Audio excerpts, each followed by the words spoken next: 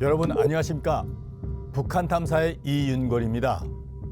오늘은 형식적으로는 북한의 현 국가 수반인 최영애 최고인민회의 상임위원회 위원장에 대해 좀 더 구체적으로 논하고자 합니다. 장성택이 숙청될 때만 해도 최영애도 숙청의 칼날을 피할 수 없다는 것이 대부분 전문가들의 시각이 있었습니다. 그런데 실제로는 김정일이 최영애에 대한 신임 관련 몇 가지 사건이 있었습니다. 지난 2010년 9월 27일 북한노동당 제3차 대표자회가 진행되기 하루 전에 김정일은 최고사령관 명령 제0051호를 하달해 김경희 당시 중앙당 경호부장, 또 김정훈 특별한 직이 없었고, 최영애 당시 황해부도 도당 책임비서, 최부일 당시 군총참모부 부총참모장, 김경옥 당시 중앙당 조직지도부 군사담당 제1부부장입니다. 현영철 군 8군 단장으로서 상장이었습니다. 이때 대장이 된 6명들은 2년도 안 되어 김정은 주변의 최고위급 핵심 세력들로 둔갑하게 됩니다. 특히 민간 출신 김경희와 최영애, 김경옥은 아주 이례적이었다는 분석이 있습니다. 최영애를 청정치국장으로 발령하라고 사망 전에 김정은과 김경희 그리고 김설성 등과 함께 김씨 패밀리들 핵심 인사들과 함께 합의를 했던 것으로 보입니다. 당시 김정일은 어렸을 때부터 잘 알아서인지 그의 여러 가지 행보에 대해서 주저했다고 합니다. 김정은에게 최영애가 앞으로 막강한 권력을 잡은 다음에도 충성할지는 시간을 좀 두고 보는 것이 타당하다고 김정일은 인정했다고 합니다. 또한 갑자기 처음부터 차수급 청정치국장에 발령한다면 최영애를 군부의 원로 선배들의 시기로 형평성에 문제가 생길 것이라는 배경도 있었다고 합니다. 우선 군부 내 청년동맹, 그들을 지휘해야 된다는 명분으로 사실은 최영애에게 대장 칭호를 주고 그를 당중의 정치국 후보위원, 중앙당 근로단체부 비서 겸 부장으로 올려놓고 김정은에게 만회를 대비하여 그의 충성심을 검토하여 보라고 지시합니다. 그가 청년동맹 제1비서를 하던 1990년대 중반 독단적 결정과 행위로 신임을 잃었던 경력과 우려가 아직도 김정일에게는 많이 남아있었던 것입니다. 2010년 9월 북한 핵심 권력기구인 당정치국, 비서국, 당군사부문 모두의 자리를 확보함으로써 김정은 후계 체제의 권력 핵심으로 진입했던 것으로 파악됩니다. 장성택도 사실 당정치국 후보위원으로서 정치국에 진입하긴 했지만 정치국 위원으로서 결정 권한을 가지고 있지 못하고 실권을 가지고 있다고 말할 수는 없었습니다. 단지 당중앙위원회 비서국 행정부장으로서의 사법검찰기관에 또는 안보기관에 대한 감찰권과 여러 가지 정책에서의 어떠한 우선권을 가지고 있을 뿐입니다.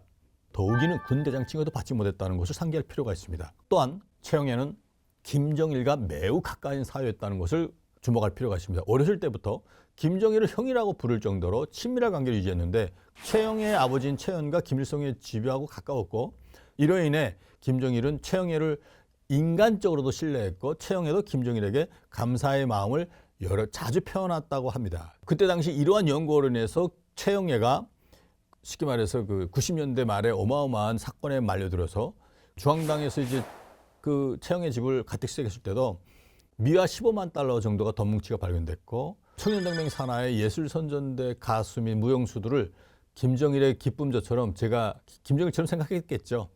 방탕한 생활도 하고, 그때 이러한 연고로 인해서 김정일은 그에 대한 신뢰를 100% 가지지 않았다는 측면을 말하고 싶은 겁니다. 하지만 최영애는 2003년 당주연의 총무부장으로 다시 복귀했고 2006년에는 황해북도 도당 책임비서로서 다시 승진의 기회를 걷기 시작합니다. 2012년에는 김정일 사망 후 제4차 당대표자회에서 조선인민군 청정치국 국장으로 승진하면서 군 차수 계급도 동시에 받게 됩니다. 또한 당중앙위원회 정치국 상무위원과 당중앙군사위원회 부위원장에도 선출되었고 2012년 4월 최고인민회의에서 국방위원회 위원으로도 선출되면서 명실상부한 북한의 거의 장성택과 비슷한 인물로 좀 찍어지게 됩니다. 최영애는 2012년 4월 북한 내각과 군부 사이에 갈등이 깊어진 중요한 인물이기도 합니다. 당시 군부는 그때 미사일 발사로 인해서 북한의 군사력을 과시하는 중요한 계기가 있었는데 그것이 실패했던 적이 있습니다. 4월 달에. 그때 이이구 합의라는 북미 간의 비공개 협상이 이뤘었는데 북한이 핵 개발이나 ICBM 같은 개발을 일정하게 중단하는 대신에 미국이 식량 지원을 약속한 내용이 있었습니다. 근데 그때 미사일 발사하는 통에 그 받게 된 그 식량도 제대로 못 받았다. 그로 인해서 구 내각은 군부를 압박해서 군이 비상군량미로 보유하고 있던 24만 톤의 식량을 농촌 지원용, 다시 말해서 북한에서는 5월 달, 6월 달 초까지 전 주민들이 동원돼 가지고 농촌지에서 그 모내기 같은 거 하는 걸 다 도와주고 있거든요. 그런 때 필요한 식량을 군에서 내라고 했던 적이 있습니다. 군부의 고위 인사들이 사실은 내각에 대한 불만을 표출하면서 군부와 내각 간의 갈등은 더욱 심화되었는데 국방위원회 원로들까지도 사실은 최영림을 지지하면서 내각을 간접적으로 지원하게 되었고 이로 인해서 최영애는 군 내에서 혼자 고립된 독불장군처럼 행동하는 인물로 여겨질 정도로 좀 어려워졌던 적이 있습니다. 군부는 전통적으로 민간 출신을 깔보는 문화도 강한 데다가 이러한 문화 속에서 최영애의 파워가 얼마나 오래 갈지에 대해서 의문이 많이 났던 정도 있을 정도였습니다. 그렇게 구의 정치적 입지가 어떻게 변화될지 주목을 받을 정도로 좀 위태스러웠습니다. 하지만 지난 시기 거의 8년 동안 혁명화를 통해서 고생한 최영애는 필요하다면 자기의 입세 출진을 위해서 머리도 조아릴 수 있는 정치적 유연성도 동시에 가지고 있었음을 참작할 필요가 있습니다.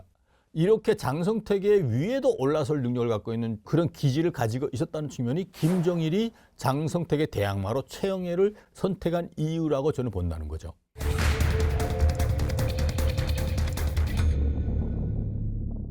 최영애의 역할은 가면 갈수록 더 커지기 시작했습니다. 당시 최영애는 김정은의 특사로 시진핑을 만나게 되는데요. 이와 관련해서 2013년 5월 제가 안보기관에 다음과 같은 정세 분석 보고서를 제출하는데요. 2013년 3월 중순 4월 말 사이에 중국 측에서는 중국 군부 심양 군부가 주동이 돼서 벼 15만 톤, 대략 미화 4,500만 달러 정도입니다. 그때 시가로. 밀가루 7만 톤, 미화 3,500만 달러 정도. 또 일부 피복 및 의료용 장비, 외과 수술 장비를 중심으로 약 미화 1천만 달러 정도 쉽게 말해 전략 물자들이 대규모로 북한의 우이주 및 만포, 장백 지역 등 밀수가 활발하게 진행되는 지역으로 급속히 수급되었다는 보고가 있었습니다. 어떤 이유에서 이런 물자들이 갑자기 들어갔을까요? 지금까지 쌀로 주면 주었지 벼로 준 경우가 거의 없었습니다. 중국 정부는 북한에 이제 식량을 줄 때. 또한 중국도 항상 밀가루를 현금 혹은 대체 물자, 북한의 광물 석탄으로 갚는다는 전제로 주었음에도 불구하고 역사가 없던 이러한 대대적인 수급 정치를 취한 것은 유엔 제재 문제로 북중 고위급들 사이 모종의 정치 및 군사적 거래가 진행되었다는 것으로 해석할 수 있었습니다. 최영애의 중국 방문은 원래 김정은이 가도록 되어 있었는데 이때 북한의 대미, 대중 강경 의도, 미사일 및 핵실험이 불거지면서 중국 정부로서는 상당히 부담스러워했던 것입니다. 2013년 5월 14일입니다. 중국 정부는 갑자기 대북 관련 중국에서 거래되는 모든 거래를 공식적으로 급작스럽게 중단하였던 적이 있습니다. 2013년 4월 26일 북한의 조선자원개발투자총국장 리겨식이라는 사람이 국방위원회 중요한 그 국장입니다. 중앙당 39실 주요 책임 간부와 함께 중국을 방문해서 북한이 중국 측에 제공한 지하 자원에 대한 대금 결제를 요구했습니다. 그런데 중국 측의 거절로 회수하지 못했습니다. 바로 이 문제를 해결하기 위해서 최영애가 방중을 했습니다. 중국 정부는 북한 측의 요구를 역시 들어주지 않았습니다. 중국 측은 북한의 3차 핵실험에 대한 적극적인 불만의 표시를 한 셈이라고 저는 판단했고 최영애는 이후 대장으로도 강등됐고 2014년 3월에는 사이어 문화회관 방화, 그다음에 건강이 나빠지고 있다. 이걸 사실은 좌천시켰는데 해임되자마자 근로단체 및 보건체육 담당 옛날 그 비서로 다시 가게 됩니다. 실질적인 이유는 또 따로 있었습니다. 최영애는 이남 일녀의 자식이 있는데요. 첫째 아들이 북악무역총회사의 마카오 지사에서 지사장으로 있었는데 비리 행위가 발견됩니다. 그리고 최영애의 딸이 국방위원회 직속 신성무역회사 사장으로 있었는데 최영애의 사촌의 자식이 있었는데 그 사람하고 연길과 나진선봉에 중간 이제 거래 회사를 만들었습니다. 무역 회사를. 그래가지고 평양시 그때 건설을 어마어마하게 대규모로 진행될 때 평양시 건설에 중국산 수입 물자를 수입하는 일을 했거든요. 그때 또 비리가 발견됐습니다. 그 연대적 책임으로 최영애가 사실은 권좌에서 밀려나게 되는 겁니다. 2015년 11월 다음과 같은 사실을 보고했던 적이 있습니다. 2015년 11월 초에 이울설의 전 허위사령관의 사망 관련 장의위원회에 불참했다고 언론에서 나와가지고 최영애가 실각됐다고 막 그랬댔는데 저는 그때 당시 여러 가지 이유로 최영애가 비록 일정한 잠깐 자리를 옮게 되겠지만 다시 재신임을 받아서 아마 다시 나올 것이다. 근데 그때 당시 많은 언론과 방송들에서는 실각돼가지고 사라질 것이라는 추정했댔거든요.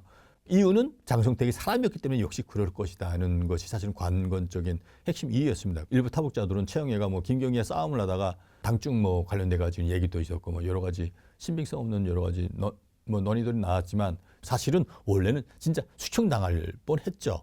왜냐하면 자식들도 그랬지 또 여러 가지 몸도 아프지. 그런데 최영애만은 여기서 이미 벗어나게 된다는 거죠. 최영애는 결국은 당 조직비서까지 올라갔다가 현재의 최고인민회 상임위원회 위원장, 다시 말해서 뭐 공식적인 수반이지만 실권 없는 데까지 가죠. 최영애가 지금까지 여러 가지 부침이 있었지만 존재하고 숙청되지 않았던 이유는 여러 가지 중에서 사실 김씨 패밀리의 최영애에 대한 신뢰가 일정하게 있었고 최영애가 원래는 청년동맹 비서 출신이라고 그랬잖아요.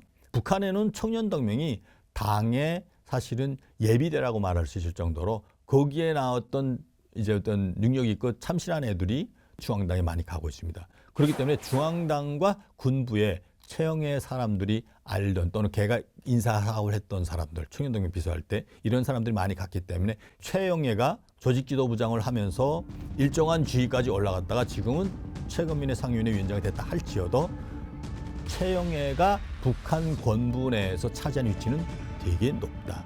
앞으로 다음번에는 우리 정보의 신빙성이 왜 그렇게 알 수 있는가에 대한 더 구체적으로 얘기할 시간을 집중해서 기다려주길 바랍니다. 감사합니다.